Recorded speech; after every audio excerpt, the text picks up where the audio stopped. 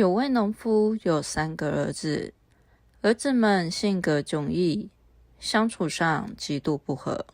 大儿子孔武有力，看不惯小儿子任何事都无法独立决断，需要依靠父亲的帮助，时不时就对弟弟吼道：你怎么能为了一点小事就哭泣？二儿子读过许多书，看不惯哥哥的蛮横霸道，老是欺负老实人弟弟，也看不起弟弟的懦弱无助，没有自己的意见，于是对兄弟们说话总是左嘲右讽。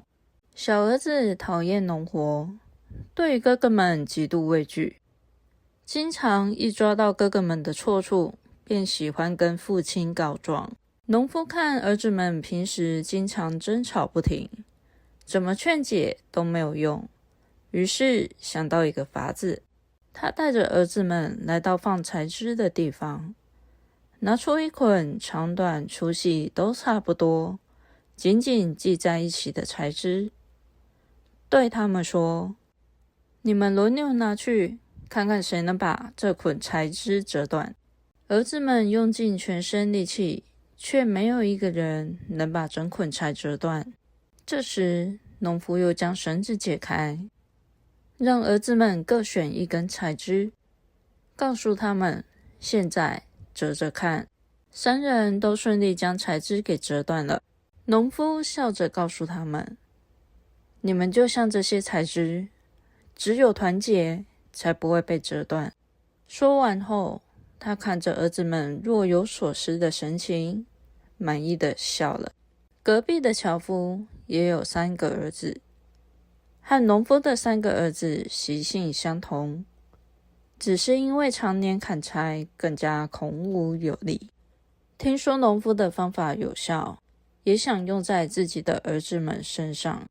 他带着儿子们来到放柴枝的地方，拿出事先准备的那捆柴枝，有长有短，有粗有细，然后一样对他们说：你们拿去，看看谁能把这捆柴枝折断。大儿子一折，最长最细的柴枝断裂，掉了下来。二儿子又用力，最长最粗的柴枝也跟着掉了下来。最后轮到小儿子，他才刚一发力，原先捆得紧紧的柴枝瞬间溃散。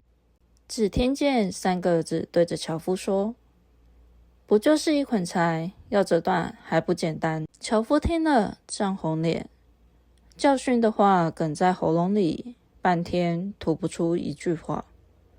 儿子们不耐烦地走开，又为了谁要收拾这些柴枝吵了起来。